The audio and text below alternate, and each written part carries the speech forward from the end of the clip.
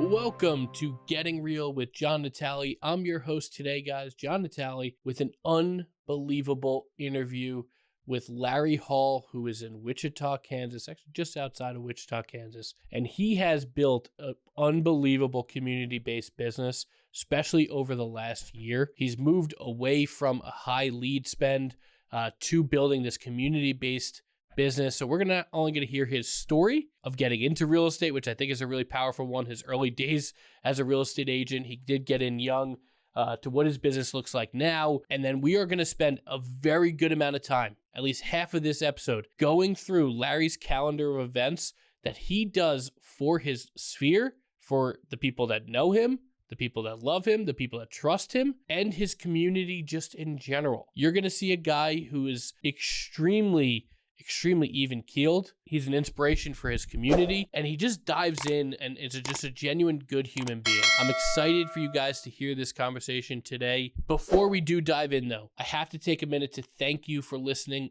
to this episode, listening to this interview. You're going to get a lot out of it. I appreciate if you will take it one step further. Give us 5 stars wherever you're listening. Share this episode with a friend. Like this episode. Share it to your Instagram story. Whatever you do to help us further this mission at Getting Real and at our Natale companies, so more real estate agents find the life of their dreams and less agents fail. That's what we're all about. So if you're able to spread this message just a little bit further, I'd be even more appreciative of you. If you're an agent here in New Jersey, you're looking for a great real estate company to join, we have an unbelievable one for you. We belong to almost every MLS across the state, kind of highway robbery, if you're asking me the opinion, but we do belong to most MLSs across the state. So no matter where you are in New Jersey, connect with us. We have a great 100% commission model for agents here. I would love to talk to you about it. All the information, all you have to do is go down below, fill out a questionnaire, and I will get back to you personally within a day.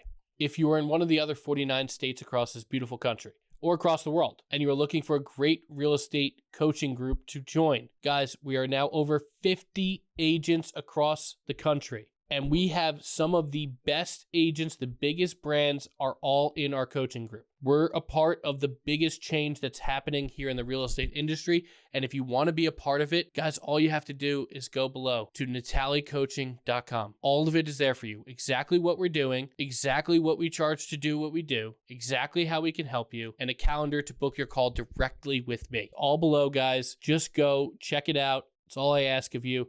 And if you have any questions, you reach out to me. But please, there's no cost, no obligation. Book a call if it's somewhat interesting to you. So now let's dive into this great interview with Larry Hall from Wichita, Kansas. All right, today, guys, we have an unbelievable interview here with Larry Hall. He's down in Wichita, Kansas, and I'm pumped for this conversation, not only for the fact of Larry's story, because his story is a powerful one, but also what we're going to base the second half of this conversation on, what Larry's doing to absolutely crush this year and also build a sustainable business for himself, for his family in the future. Larry, we're excited to have you. Welcome to Getting Real. Thanks. I'm excited to be here. I'm excited to talk about all of our stuff that we do, and I think if people will implement, then they'll be able to really get some good stuff out of it. I totally agree. I know we're definitely going to get there, but let's start here. Let's start with what the hell drove you to join this crazy world of real estate? So honestly, I really don't know. My parents, they own a little restaurant here in Valley Center, which is just a little bit north of Wichita, and I was working there.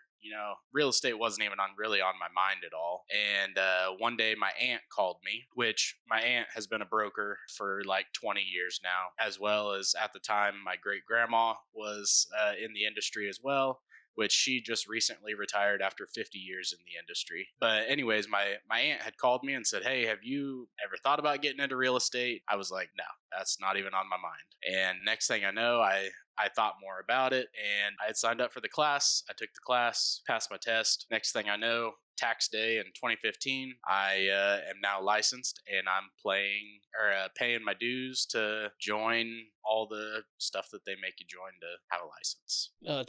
That's fantastic. I love that your great grandmother was in real estate. Actually, I didn't know that part of this, but take me back to 2015. It's tax day 2015. You just got licensed. What was life like as a brand new agent for Larry Hall? Well, I was 20 years old, and I had no idea what I was doing. All the people in my sphere that whenever you're a new agent, they tell you to go and talk to, all those guys, all the people that I know, they're in college. They're not thinking about buying a house. I mean, that was tough.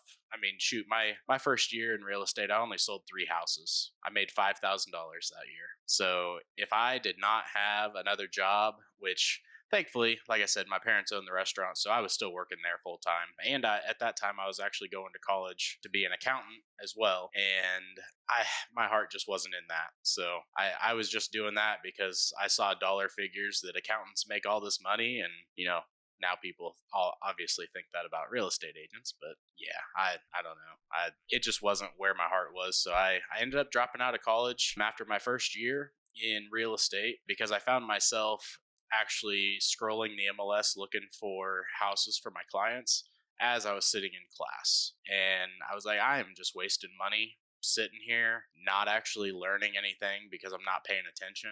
And so, yeah, I dropped out after a year in college, and or I guess 2 years in college, and went full-time real estate at that point. Still working part-time at my parents' restaurant, but, during that whole time, I was working at my aunt's brokerage. Love her to death, but it didn't work out. I ended up switching away, and that second year in real estate, I ended up selling 20 houses. So I went from 3 to 20. Now, whenever I first switched, I switched over with a team that was pretty investment focused. So I sold a lot of investment houses. Now, here in Wichita, our market is not like yours is, where houses are so extremely high. I'm not gonna lie, I sold a house that was literally $8,000. It actually was condemned. We had to get checked off from the city before we could even close on it. But the guy was thrilled with it. He was moving in there with him and his daughter, and he still sends me update pictures to this day of just progress that he's made on redoing the house and all that. Which that was a doozy because I worked with him for 8 months and I made $500 on that deal. So that was a fun time. $8,000, which is now our typical commission across the country. At least that is a wild story, and I love that you said they still send you pictures. And there was another part there where you talked about being in college and getting your license, which is exactly what I did actually. My sophomore year of college when I was 19, I got licensed, and now. For me, I continued to spend the money for college, even though knowing I was not going to be doing anything with my finance degree. But I did just meet my now wife at the time, that same time period. So I think I invested in that relationship. There you go. Which is more than paid off over the years. But I would have been right there behind you because I saw it. And now that was a little bit earlier, right up a few years older. And that was 2009-ish, 2008, 2009, when I got licensed. And, the job prospects for a finance degree were very slim anyway. So I probably would have been right there alongside of you dropping out, but I stuck with it. Now, just because we have to give them some great opportunity for some press here, because I know it's one of the best restaurants in Valley Center near which. But what is your parents' restaurant? It's called Big Larry's Burgers. I actually helped my parents open that when I was 12 years old. That's beautiful, beautiful family business. Yep, I actually took. So they opened on April Fool's Day. April 1st of 2008. And I actually took that day off of school, and I was back there cooking fries and all that. So that's my claim to fame here in Valley. I helped open that place, and it's still kicking. That's awesome. Everything I've heard about it, and even just when you did your video of the chicken sandwich there, one of the things whenever I do come around and eventually visit the Wichita area, I am hyped for a Big Larry burger. And it's great that you were part of family business. You could tell that about you now, the energy you have, the care you have, especially for your team now. Building that out and how you grew up was probably pretty important to your story now. Would you say anything about your childhood or even just working in the restaurant as a young kid? Do you think any of that drives you now to succeed? Absolutely. So it was probably about 2 years ago. I hit a little snag where it was probably 4 years ago. We had just bought our house. I was having some issues with my gallbladder, which in the grand scheme of things, not a huge deal at all. People get their gallbladder out all the time, but I'm stubborn and I didn't want to go get looked at or whatever until it physically like put me down to where it was hard to breathe. And then I went in, and they told me that half of it was dead inside my body. And so I sat in a hospital bed for like 4 days waiting on my time slot to go get it out, have surgery. But they ended up like cutting a blood vessel or something while they were in there, and didn't get it cauterized or whatever they do to stop that. And so yeah, I was bleeding essentially internally. I mean, it's that sounds terrible, but it wasn't as big of a deal as I thought it was. But it turned into a big thing because I was in and out of the doctor. It seemed like for like the next 3 weeks, trying to figure out what the heck was going on, because I had a bruise literally from my chest all the way down to my waist, all the way around my entire body. So it was interesting. The pictures I have are just ridiculous of that. Anyways, bring it back around. So where I was going with that was I actually sent my parents a text message shortly after that to say, hey, thanks for the way that you raised me, because they held me accountable. I mean, at as soon as I got a job, like they instilled where I would have to not pay rent, but like I would have to pay part of my cell phone bill. And essentially, they introduced me to the finances of adulthood at a little earlier age than probably most. But that also instilled like a work ethic to where I can see like, hey, I can go out and I can make money, do this and do that. And even to this day, like some of the things that I see people wasting money on and stuff, of course, everybody's different, but just I think having to pay those bills, whenever I was a kid, it definitely helped me be a little bit more budget conscious. Now, lately, obviously, it's not been the greatest, but we're still learning. Everybody's different whenever it comes to that. And so yeah, that I think growing up having to pay some bills is a great thing to kind of get, shift that focus, because whenever you're in school, they don't necessarily have a class that shows you how to budget or write a check or anything like that. No, 100%. And I think that having business owners as parents too, especially in your formative years, especially when you're a teenager, I think really matters. And I think that was the gist of what you were saying, right? Is the fact that living within your means, even when you have like health scares, even when crap comes up, is really important. And obviously, I'm huge on that. Anybody who's listened to this podcast or any of the episodes that I have about budgeting and kind of living within your means and how to make all this work and how to actually have happiness and ride the real estate roller coaster. I've done several episodes about it. Yeah. And the reality is the longer or the more within your means you live as a real estate agent, the more success you will have. I firmly believe in that.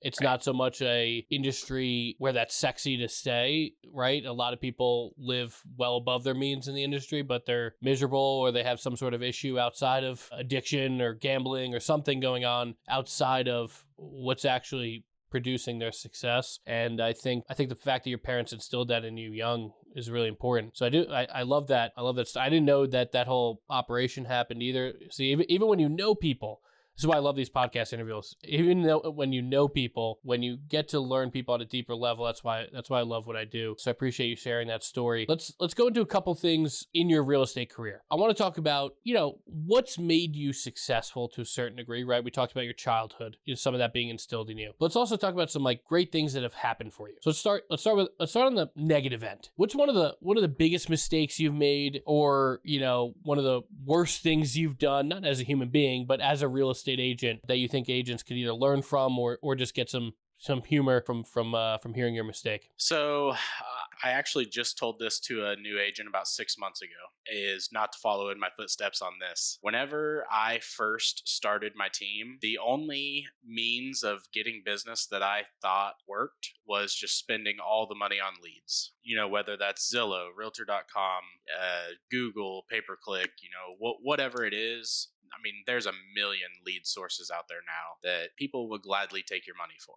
Whenever I started my team like 4 years ago, that's all I knew.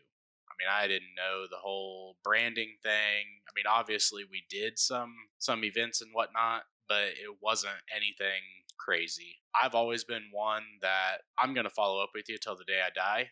until you give me one finger or the other, whether that's a thumbs up or a middle finger. And that's one thing that I tell the new agents is, if you can find a way to build yourself up for free or close to free without having to spend thousands and thousands of dollars on leads, that's going to be your best and most sustainable way of business. And I mean, I'm not going to sit here and say that I've learned that a long time ago, because I really didn't.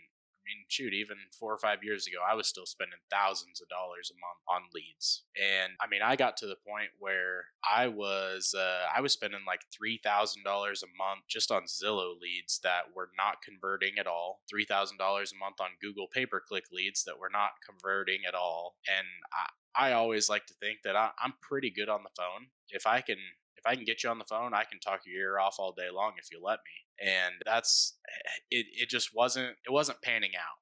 Like I went 6 months without closing a deal from our Zillow spend, and that was like $20,000 down the drain. Which here in Wichita, 20 grand, it goes a long ways. So I just had to kind of sit back, reevaluate, and say, okay, where do we go from here? I had just kind of tore my team down. It was just I let a few of them go. I just kind of reevaluated everything. It was me and one of my other team members that she's a brander. She loves to brand herself. And I was looking at that, and then obviously I had been following you, John, and I'm like, okay, I think that's the way we need to go. And then that's when I kind of went deep into videos. And I mean, I was always doing videos before, but I wasn't doing them quite to the extent that we are now. So don't spend a bunch of money on leads if you don't have to. And, I'm not saying that it's a terrible thing, because some of those sites, I mean, it does help a little bit, but I wouldn't put all your eggs in that basket. And if you are going to put eggs in that basket, get somebody to help you pay for them. Absolutely. I think that last point is very key, right? Is to make sure the spend isn't necessarily coming out of your end. But I love what you said there. And it's actually a very real mistake, right? Usually when I ask that question, it's usually, I went to the wrong house. And not that those are bad answers. It's just, you just gave a very direct mistake from someone who's been doing this just short of a decade at this point, basically a decade. One of the biggest mistakes you made was spending way too much on leads. And even from when I met you, basically almost at this point last year, a little less than a year ago, that was an issue, right? And you can outspend. And that's what these companies prey on, the fact of, hey, if you close one deal, this will all pay for itself. Or if you close one deal a month from this spend, when you get to a certain point, this will all pay for itself. And it's a dangerous game to play in where, and again, if you're listening to this podcast, you know my message and you know exactly what Larry is talking about. Building a community-based business, building a brand is 10 times more powerful because you don't have to spend a dollar on it and it keeps working for you. And that's the really beautiful thing of having that built out. And I think that's a great segue right now. Larry's got so much, and the reason I have him on the podcast is not because he's just a great guy. He has a great story. Him getting into the real estate industry is a great story, all of this. But what he's doing specifically in the last year to turn around his business, add members to his team, become a great team leader. He's opening up different companies. He's doing all different things. But a lot of it came from a decision to stop the spend and build a community-based business. Now, we are going to talk very tactical for the next little bit. So if you guys have the chance to literally take down a pen and paper or just replay this part of the podcast again, please do so. Because the reason, again, I'm having Larry here is because he does something in his business for his community that takes community-based, way past what I ever did, way past what honestly 99.9% of agents do. And I want you guys to hear from him exactly what he's doing. And we're going to start literally month by month, season by season for the events that Larry does for past clients, his community, all of it. We're going to break it down right now. And we're going to start with not this weekend, next weekend. I think technically it is, right? Yep. So we're sitting here, we're recording this in the third-ish week of October. I'm going to do everything I possibly can to get this episode out next week so everyone can hear this before this actual event. Although it's probably too late to do what Larry's doing, to be perfectly honest. Yeah. But let's start this Halloween season. And we're literally going to go down, guys, month by month, what Larry does. Because he turned around, he had a huge spend, and he said, John, I need to build something more organic. And that's exactly what we've done. But these ideas have not come from me. I'm just being perfectly honest. Larry has built this himself, and I want him to share it. So let's start in October. What do you have planned next weekend coming up? So next weekend is going to be the Sedgwick County's largest trunk or treat ever. At least that's what I'm saying. So let me backtrack a little bit, because all these events and stuff that I put on, it's not, I'm not the sole person with them. Like, I have so much help. So I am a part of a group of between like 8 and 10 other agents that we call it the collaborative, to where we do exactly that. We collaborate. We put our minds together. We do all these events together. We're able to do them on a much bigger scale. And, whenever you have clients that come to an event, it doesn't matter if you have 10 other agents there, if you're doing it all together, because they think that you did all of that because you brand it to yourself. And it's one of those things where, yes, are they going to meet other people? Absolutely. But they see all these people and they're like, hey, my agent is awesome. They put on this event. Look at all these people.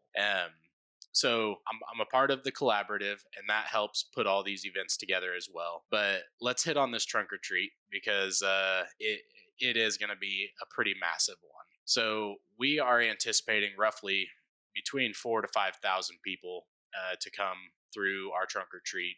We're doing it for 3 hours. I think we've got roughly 35 to 40 different trunks that are going to be handing out candy. Now, that's just like our vendors, our title companies, our people that we use in our business. We call them and say, hey, we're putting together this big trunk or treat. We'd love to have you out there, and we'd love for you to give a shout out to your business. And so that's one thing. We've got the fire department lined up to where they're going to bring their big fire trucks out for the kids to check those out. Police cars, ambulances. I want to say that I know somebody was working on like some big construction vehicles also, like excavators and stuff like that, which the little kids, I mean, shoot, I know my son, he would have a heyday on an excavator if it was there. So, it's one of those things where to us, this isn't, I mean, obviously, yes, we're promoting our business, but it's not one of those things where if we don't get, 2 referrals out of it, it's, not successful. To us, we're pouring into our community because our community has poured back into us already. So by like one of the things with the fire department, they wanted to make sure that we weren't like charging people to get in and all that stuff, which 100% free. 99% of our events completely free. You don't have to do anything. All you got to do is just register saying that you're going to be there. And like our trunk or treat, you can just show up, wear your costume, bring your candy bag, and we'll load it up for you. So putting it together, we have videos made. Each agent has a event made on Facebook to invite all of our Facebook friends. Getting the advertising out there for it is the most important key in all of this, because you can throw a big trunk or treat, but if nobody knows about it, what the heck's that going to do? And so getting the advertising out there, and that's another thing why we can throw such big events, is because there's 8 to 10 of us advertising this one event. So all of our followers on our socials range from, I think I'm up to like 1,800 people following me on Facebook and, obviously other platforms, but like our main gal, she has like 10 or 11,000 followers. So, and that's just in our local area. So, obviously we're not a huge area. We do have a few 100,000 people here in Wichita, but I always say that Wichita is the littlest big city that there is, because it doesn't matter if you're on the east side of Wichita, you can get to the west side of Wichita in 15 minutes. So, and it seems like everywhere we go, I always know somebody. No, it makes sense. And so I have a few questions here, because again, we want to get as tactical for people as possible. And I love that you brought up the collaborative that you joined first, because a lot of people are like, wow. And even when you mentioned it to me, like, hey, is this a good thing to join? And I was like, wow, what a genius idea. Now, a lot of people would say, hey, now I'm competing with 8 other agents. But like you said, everyone has their own audience. And when you're doing something specifically for the community, when you kind of pool the money together, you could do a much grander event and get more sponsors and all this other stuff, more headspace and more, brain power, I should say, rather than headspace, to getting the right type of events. So let's talk about the collaborative first. It's 8 to 10 agents. You have to buy into it, I would think, to a certain degree. How much does that cost you per year? So it costs $3,000 a year, and we have access to roughly 20 to 24 events throughout the year that we can invite clients to and all that. So I know I personally couldn't do to this scale for $3,000. I could not do to this scale by myself. For one event, right? Even one of the events would cost you that. So I think that like a lot of people might jump at that and be like, wow, $3,000. But people like Larry could easily spend $3,000 a month on Google, Zillow, Realtor.com leads, right? And this is for an entire year of 20 to 24 like insane events, not just like, hey, come to my backyard barbecue. Like the stuff we're going to go through for the rest of the year is going to make you guys go, holy cow. And that's what it does though. And what Larry has seen over the last year is as you're going and inviting people to these events and it's that wow factor, like, wow, Larry did this. It's like, holy cow, whenever I think of someone for real estate, Larry is my guy. And you know, Larry's a testament to turning that from leads-based, payment-based, to building an organic community, especially with his past clients and Sphere and all the people that already know, love, and trust him, to literally ramp things up, grow a team and everything. So let's also talk about a couple things with the trunk or treat specifically. Again, when you're listening to this, guys, if you haven't put it together, which you're probably not putting together the world's largest trunk or treat. I know the last time we talked, we had to start billing it as that, and it might very well may be because I don't know, our trunk or treats are like 15, 20 cars and maybe a few hundred kids when you get to the really big, like town-wide ones. So you're saying 4,000 or 5,000 people. That's pandemonium, and I love it. I can't wait to see how it turns out for you. But we rented out an entire park. Yeah, exactly. You have to. You have to. So you have the fire truck coming. You have the police department coming, maybe some construction vehicles. You're actually blending together here in New Jersey, really popular, a touch of trucks, where we get a bunch of companies that own these big trucks, and then all little kids can go bananas with all the trucks. They love it. So you're blending together that. You're bringing other things. You're bringing sponsors in. Is there anything? So you're obviously going to have a trunk there. After you're obviously spend to be in the collaborative, what roughly do you think like this one event is going to cost you outside of that? Because I'm figuring you have to buy candy or something along those lines. Decorate the trunk. What do you think that's going to cost you? So I might have between $400 and $500 in it, maybe. And one of my home inspectors is going to sponsor my candy, so I don't really have that spend. The only money-wise that is coming out of my pocket directly is going to be however we decorate my trunk, which I was talking to my wife the other day, and I think we're going to make my truck like a football field and put like the goalposts up off the back and get a green like felt for the back of the truck and put the lines on it, all that. So I think the back of my truck is going to be a football field. I love that idea. My brother and sister-in-law went to their, again, we're filming this October 18th, but they went to one last night because now New Jersey is like, I think it's all over the country. Trunk or treat is basically, I somewhat get political about this, but trunk or treats have almost ruined Halloween in our area because there's like 50 of them before Halloween even exists. But they sent me one last night. I'm a big Costco guy, and these people set up their trunk as like the Costco vending, like, you know, like where you buy the pizza and the chicken bakes and your double chunk chocolate cookies. Shout out to the Costco guys. You know, I think everybody's seen those guys nowadays. Everybody's seen them. They were just they were just at a celebrity Knicks game. They were playing. I saw Big Justice running down shooting a 8-foot jumper. But what a brilliant like trunk, right? You have Costco vending and they have like $1.50 and all the candy in like the little Costco little things that give you the samples in. I was like, wow, what a great idea. But love the football one, and I think I'm excited for that event. And we could probably talk for an hour just about your trunk or treat, but I want to keep this tactical to the point of talk throughout the entire year, the next calendar year, for what Larry's, past client type events, Sphere, all this stuff looks like. So we're in October. What, if anything, do we have planned for November? So November is one thing do you guys have Texas Roadhouse? We do. Okay. So, they have their rolls. Everybody loves their rolls. So we have a partnership with our local Texas Roadhouse here where we essentially can give out a dozen rolls. All they have to do is take their little gift certificate in, give it to them. They'll give them a dozen rolls and some of that world famous cinnamon butter or whatever it is, and then they get to just walk out if they want. And then another thing is obviously it's Thanksgiving. It's not, this event is not a part of the collaborative. It's more of a local community event for another board that I'm on, but we do a big community pie auction.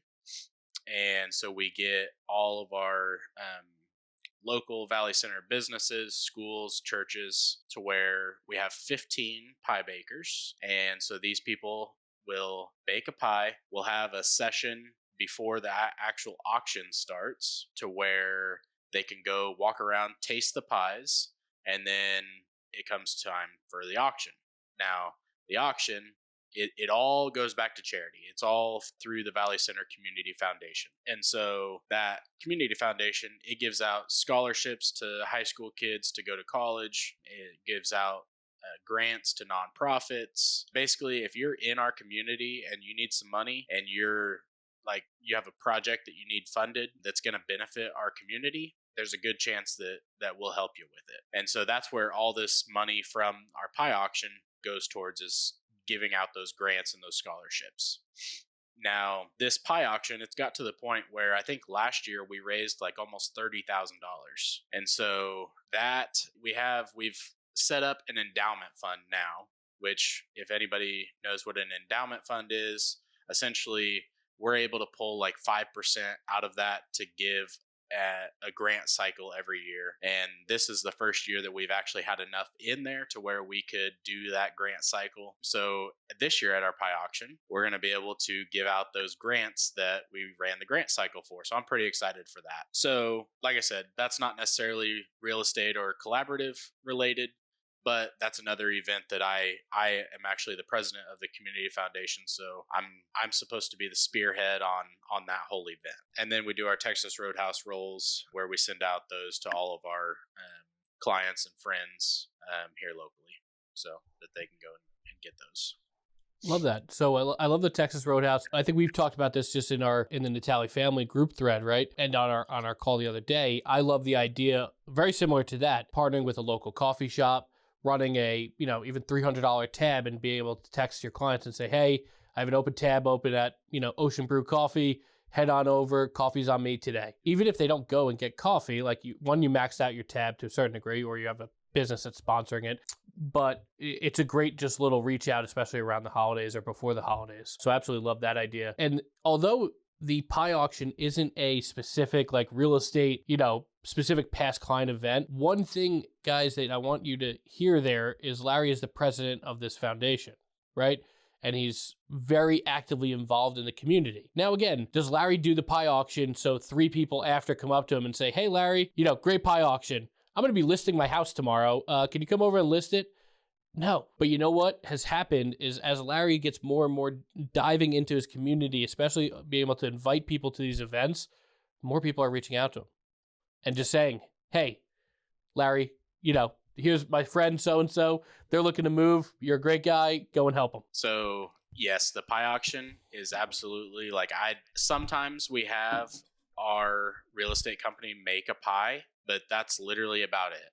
And half the time we don't even do that, because I think you need a little bit of separation. And even then, of course, like you said, people still come up and talk to me about real estate during the event, but absolutely, I'm not there to work real estate. I'm there to raise money for the community foundation, and ultimately to where we can send some kids to college and give out some grants to some local nonprofits. So this is a really cool story if I can share it. So last year we raised $10,000 for a local nonprofit here. It's called From the Ground Up, to where, I don't know if you guys have this in New Jersey, but this nonprofit, around Christmas time, they have a list of like 100 families that are less fortunate and could use some other stuff like clothing and just toys for their kids that they wouldn't otherwise get. And so they put together a whole thing like, we want to gather the community, gather up these gifts so these kids know, or well, I say they know, but the parents know that the community is behind them. And even though they're struggling, we're not going to let their kids know that they're struggling. So in other words, there's some of those parents wouldn't be able to afford like presents for their kids for Christmas or whatever, which I get. Christmas isn't just about the gifts, but when you're a kid, all your friends from school, they talk about these cool gifts and stuff they're getting for Christmas. Never a good feeling if you don't have anything to share. So the really cool thing is they go and get the community involved. We actually go and buy presents and whatnot from their list. We give those unwrapped to the parents. The parents wrap them as if it was from them. And so then those kids see their parents getting them this awesome stuff. And, then the parents are the superheroes. I love that, and that's actually something. It's kind of near and dear to my heart because that's actually one of our biggest charitable causes that we do every year.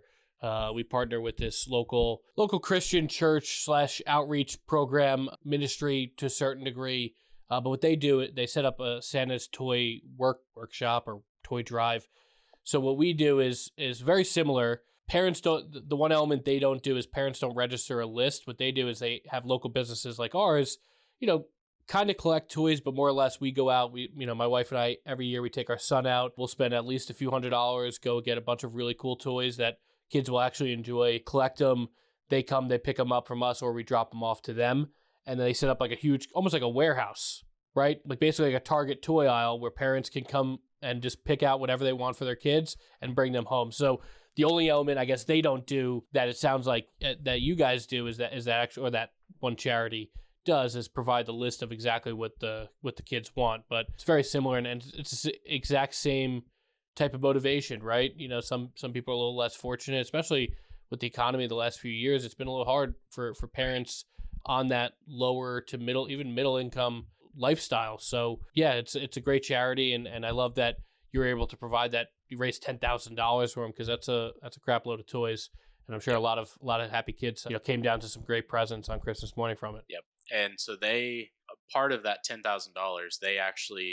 she broke down in tears that night at the pie auction last year. And because they actually just the day before had wrote like a little over $10,000 check to the grocery store, because during the holidays, they actually will provide food to get them through when they're not in school as well. So they give these people little vouchers to go to the grocery store and buy some groceries to get them through that time they're out of school, so the kids don't go hungry as well. That's so fantastic. we essentially were able to supplement that entire bill for them, and that was awesome. Yeah, and I think just being the person in your community, this is what I want you guys to draw inspiration from. And also, too, the amount of business it brings, like, it's not a bad part of it, right? But being that person in community that's behind these charitable causes, I always tell people, like that, especially when they're starting out, like, how do I talk to more people? How do I meet more people? How do I get more business? And I tell them, just belong to, it depends on what it is in your community. Say you're all about fitness, go join the really high-end gym, go join a gym, talk to people, go join a running club. You want to get in with luxury, go join the country club, go join the golf club, the yacht club, whatever it is in your area. And again, yes, these things cost money, but there's a beauty and an art to people support people's businesses that are kind of like them. So by Larry getting super involved in these charities is really important too, even if it's not for real estate. It drives his real estate business. So let's fast forward. Let's keep going here. What is on tap for December? So we actually have a pretty cool thing that we're going to do. It's the 12 days of Christmas. So we're going to be giving away something of some sort. I don't know exactly what it is yet, but the 12 days leading up to Christmas, we're going to have a giveaway every single day, which is pretty neat if you ask me. Plus, it's a way to obviously advertise us and all that. We are also going to do a pictures with Santa. And so we're going to bring in Santa Claus. He's flying all the way from the North Pole to come to Wichita and hang out with us. So you can't beat that. No, you can't. Then we're actually going to do a wrapping party. So parents can find a babysitter one night, bring all their presents in, and we're just going to have a good time, have drinks, some food and all that. And we're just going to wrap all of our presents together. And so that's pretty cool. One thing I want to mention is, so with all these events, you want to have a mixture of them.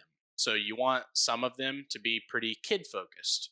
You want some to be adult focused. You also don't forget about your vendors because they help you pay for all these throughout the year as well. So we actually throw an event, I believe it's either in February or March, strictly just for our vendors to just say thank you for everything, and to where we're giving back to them because they've given back to us all year round. As well as we have a ladies night at least once a month, every single month. So there's 12 ladies nights throughout the year as well. That's fantastic. And I love that if you didn't mention it, I was going to ask you, what do you do to thank your vendors? And I think the exact same thing. These people support our business. They're in some ways business partners of ours, right? Because as they invest in us, we're able to go out and hunt and get more business that brings them more business. And it just makes the cycle go round and round. Everyone's able to invest in each other. So I love that you do a specific event. And I love like Photos with Santa we've talked about before. That's an unbelievable idea. It's just a great thing to do. Hire a photographer, hire a Santa. Most likely vendors pay for it. And do a whole day of pictures with Santa. People could come in either for the Christmas card, depending on when you do it, or just in general, not to have to go to the mall or something like that, to not have to go to the mall. That's a really cool opportunity. So I love that. But the wrapping party, that is just brilliant. You get, other than the fact that I'm just thinking of like how many gifts we get our son, who it's just probably obnoxious. But like even just get out and go wrap 5 or 10 of them, right? Like you don't have to do every gift, just to get out with other parents and have a few drinks, relax, hang out. I think that's a genius one for the holidays. So where do you typically host that?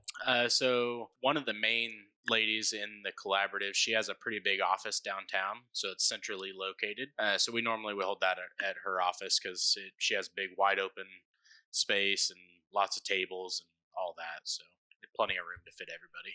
Makes sense. That's awesome. Let's fast forward to again, guys, any of these things we could probably have an entire episode on. What I want to do is just get through Larry's calendar. And then if you have any questions at the end, Larry's going to drop his socials. Reach out to him. He's an open book. He will absolutely help you with any questions you have in this regard. But let's fast forward to January now, or January, February. I don't know if it's literally every month. So let's go right after the new year. What does Larry have planned? Yep. So obviously we have our ladies' night every single month, which is just at like a different boutique or a different, salon of some sort. Or like one of the ones we held was actually at like a high-end decorative finishes place, like the nice light fixtures, the really nice flooring, the nice granite, essentially, because for our ladies' nights, obviously, yes, we are there to love on the women in our life. And we bring in like frozen margaritas and some food and a couple games and that kind of thing, but we hold these at these different places to ultimately showcase their business. And so that's one of those things where like this month we're going to be out at it's a coffee shop.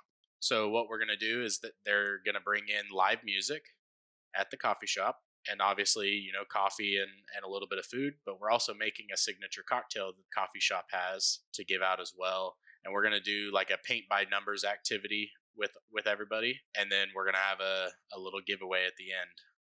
That's going to be a pretty cool surprise for everybody. So, I mean, it is a ladies' night, but you don't have to be a lady to show up. I mean, I'm there, so I'm not a lady, so it's not that type of podcast, Larry.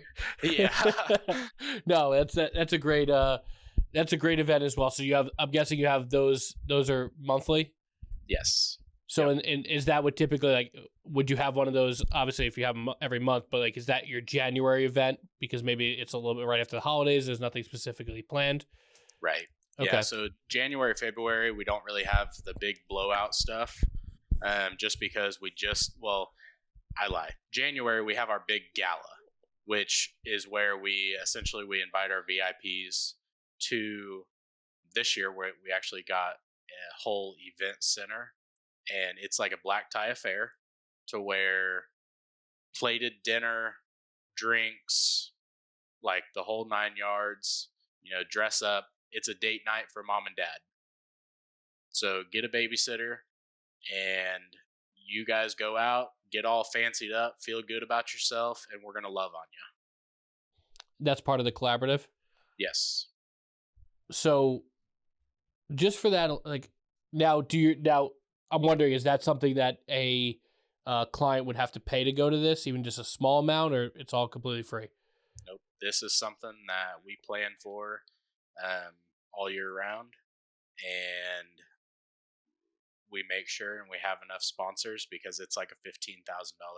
And that's what, when I went back, and a lot of you probably, like when you hear, and I remember when Larry and I had the conversation about joining this collaborative, and he said $3,000, like even my, if you're watching this on YouTube, you can see me almost like shrug a little bit, like, wow, that's a big figure. But that event alone is worth more than $3,000, in my opinion. Like, yes. And just the organization of it, like taking all of that off your plate, like, so you get to literally just invite your clients to this black tie event that people would be like, I don't know, I'm thinking here, like, be like, wow, this is insane. And we're October, November, December, January. We're only into the next 4 months. And my Lord, I want to buy a house with Larry. I want to sell a house with Larry, right? If I'm a past client of his or I'm a friend of his and I haven't bought a house, I know who I'm going to because I want to be a part of all this. And this isn't like stuff that worked in 1995.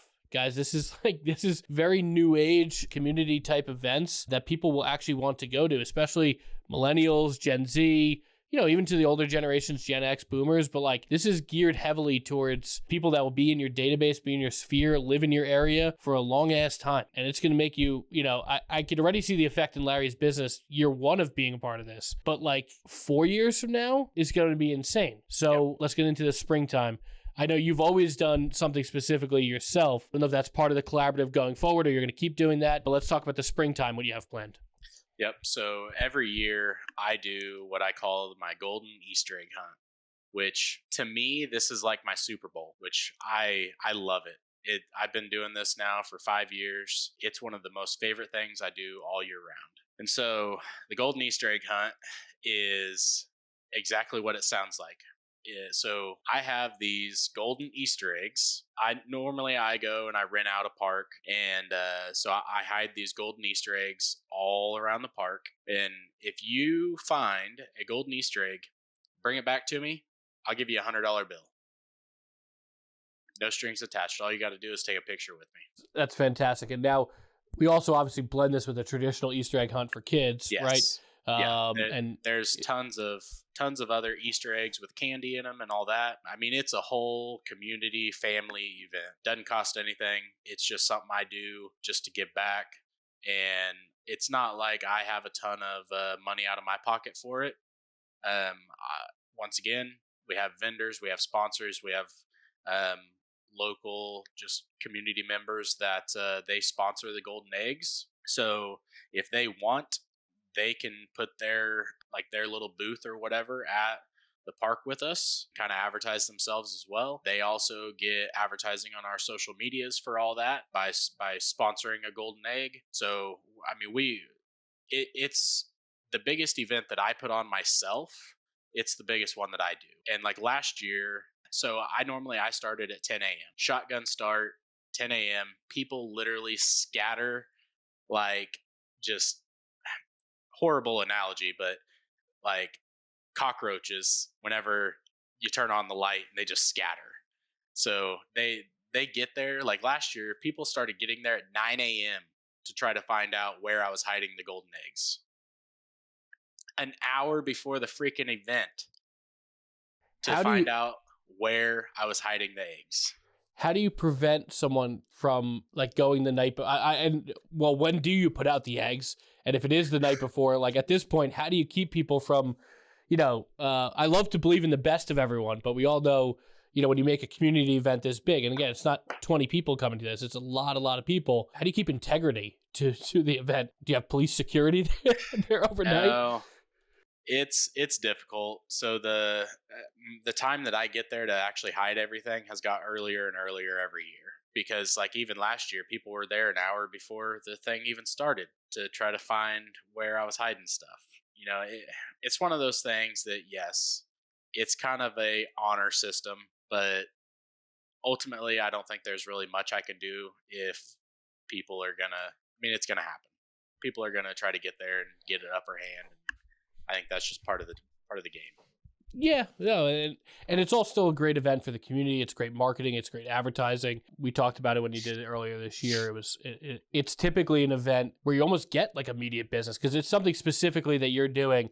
You always talk about, at least you told me, like there's almost someone that just comes up, shakes your hand, like thank you for this, and hey, by the way, Larry, I'm going to be listing my house, and again, that's not what Larry does this all for, but it's become such a tradition for people in Larry's sphere that the business typically comes literally at the event. So that's always a secondhand great thing to happen. But yeah, I always love that. What else do you have planned for the springtime? I think right now that's really about it.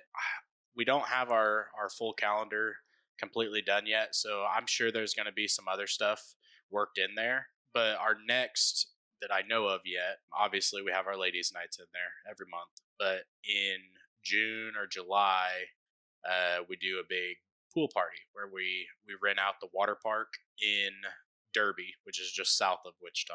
And last year, I think we had like 700 or 800 people there for that, which nuts. Like I flew my drone around, and the amount of people there was just crazy. But we have giveaways and all sorts of stuff for that as well. So it's a pretty big thing. Yeah, so that's into the summer. If I remember from this past summer, and this is just one other thing you guys do as part of the collaborative, if I'm not mistaken, you did like a huge, I don't know if it was a smoker or a grill. It was some sort of like high-end, like massive. Like this thing was like, bigger than Larry type of grill, and like all this other stuff with it. So you also do some giveaways through the year, right? Yes. Yeah, we do giveaways. So that one that you're speaking of was actually our Father's Day giveaway, where we went and we got a Blackstone grill with all the attachments. We got a cooler full of meat, full of beer, and we did a big raffle on it. I want to say we had like 500 people that registered for that raffle. And so the way that you can enter into those is by sharing our posts and following our social medias. Literally as simple as that, leaving us a review on our Google page, on our Zillow, Realtor.com, all that good stuff, because ultimately the reviews are what matter whenever it comes to like the branding side of, what's the first thing you do whenever somebody tells you you should go try a restaurant? You're going to go look at their reviews. And so those reviews are like that. Those are our gold. Like that's, we take very, like so much pride in having as many good reviews as possible. Now, obviously, there's always going to be one where, something didn't quite go right, where it's out of our control. And, it is what it is. Nobody's perfect. But yeah, that was pretty cool. We had tons of people signing up for that Father's Day giveaway. That was pretty neat. Yeah, I love that. And I think just in general, like how they also structured that, right? Again, this isn't 1995. They structured that giveaway rather than, we're collecting raffle tickets. Like, go follow us on social media for an entry. Share our message, share the post for an entry. Go leave a Google review for an entry. I mean, go look at how many Google reviews Larry has.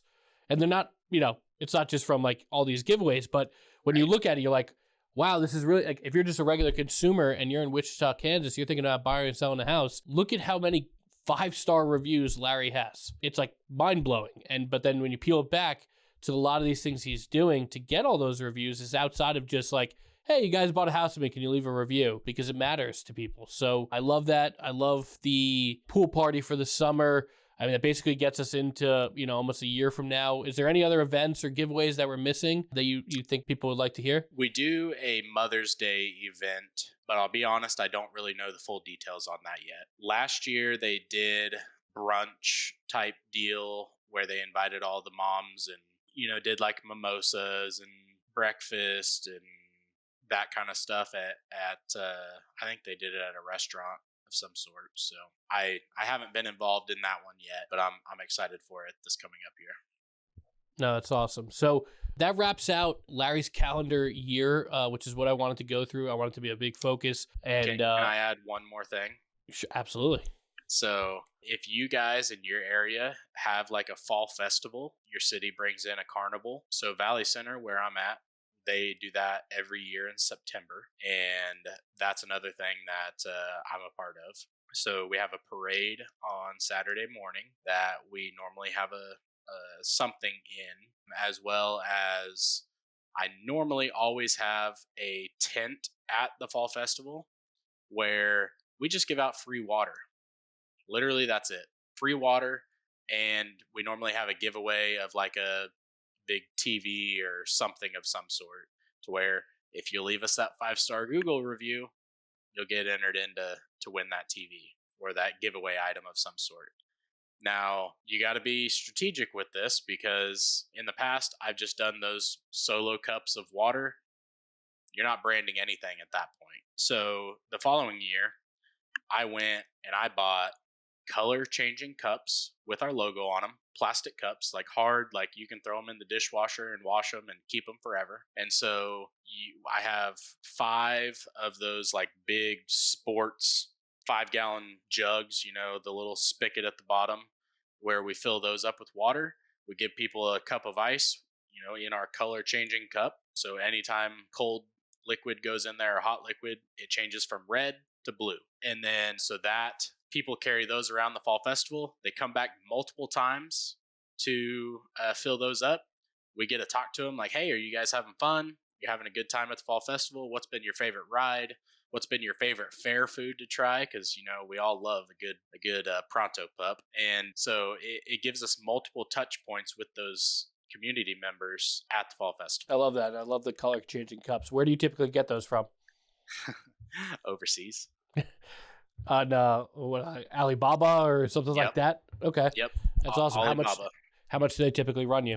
They're about 5 cents a piece. That's nothing. But I think you have to buy 5,000 of them, so to get that price, which not a big deal. My parents have a big giant shop out in their backyard, so I store some things out there. Yeah. So $250. Am I doing my math right? Yeah, something like that. Okay. Yeah, but still not bad for that much. So, all right, so that wraps that. And I have 2 questions left for you, Larry. This is more back just to general real estate and general life as we conclude this conversation. I honestly thank you for all your input. There are going to be agents across the country that listen to this podcast today, and their business is going to improve because of you. And I love that. And I appreciate you for coming on. So we got 2 questions left for you. First question, you're looking out, you're meeting either a struggling agent or a brand new agent. What is your one piece of advice for them? Literally only one. Get involved. Get involved. That's whether that's in your community, different charities, just get involved. Be yourself. And that's one thing. You cannot fake this. In your heart, you have to truly want to do this for the people, or people will sense that you're only there to make $1 off of them. And that cannot be like that. I'm to the point in my life now where your one closing is not going to make or break my life. So, obviously, yes. Do I want to sell you a house? Yes, I do. But I'm genuinely there for the people. Like, it's not going to break my heart if you don't buy a house right now. Like, I just want to see you happy. I want to see you have a good time at all of our events. And, ultimately, whenever you need something, you can always call me, whether that's real estate related or not. I love that. Really love that. I think if you do get involved to the level in which Larry gets involved in his community, you really can't fake it for too long. Right? Let's be honest. You're running all these events for past clients in the community. Maybe you do 1 or 2 and then you drop out of them. So I think if you're dedicating yourself to getting involved, you're probably a good human being like Larry is. And I think you will have success with it. So I love that piece of advice. I don't think we've gotten that one just yet. And for the last question, you get to sit down, whether it's you get to sit on a swing next to him, you get to sit across the table. Maybe you're back in Big Larry's Burgers in the back, frying up some fries, throwing some fries in the oil. But you get to meet 10-year-old Larry, and you get to sit next to him. What's the one thing you tell that young man? That's a very good question. I'd probably tell them to keep being genuine. There's so much in this world that is not great, and especially nowadays, like we let news and all that crap just fill our head, give us anxiety, and obviously you need to be tuned in to some extent, but don't let the small things get to you. Life goes on. Everything works itself out. I know whenever I was first getting going, I let so much bother me that it was just ridiculous. So that's one thing. Like, life is what you make it, and I truly believe that. Like, my wife loves and hates this about me, but I'm pretty even keeled all the time, and I that's just the way I am. It No matter if it's a low of low or a high of high, I'm pretty even keeled the entire time. And that's why I believe I've always been the one that people can count on, is because I can separate myself from the situation to where look at it from an outside view and, just assess what's going on and make a good decision about what the next step should be. So that's what I would tell my 10-year-old self, is just don't let things bother you like I did. It's a great piece of advice for yourself as a younger man, and I totally agree. Right, the more you let small things weigh on you, the less you get from the joy that's actually around you. Right, think about something small when you're sitting with your child, rather than being joyful as a parent and enjoying the moment, which we know as two young fathers, those moments are fleeting. Kids are only young for a little bit, or they're only a teenager for a little bit, or they're only 27 for a little bit. Right, enjoy it no matter where you are, and don't sweat the small stuff. So I love that. Larry, I appreciate you so damn much for coming on here. You shared a great message today. I know people are going to get a lot of benefit from it. And yeah, this is a great interview, and I loved having you on. Awesome. So we actually have our business planning little get together at the beginning of November. One thing I can do is, once we get our whole entire year planned out, is if you're interested in any of it, reach out to me, and I'm happy to share whatever we got. What's the best way for someone to connect with you, whether it's on social media? What's your handles, or a website to connect with you?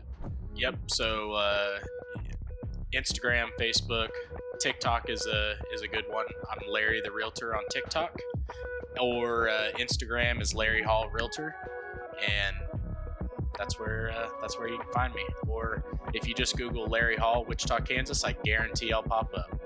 And he's probably got about 7,000 reviews at this point. No, Larry, appreciate the combo. Anyone listening to this, if you want to connect with him, go ahead and find him and connect. Awesome.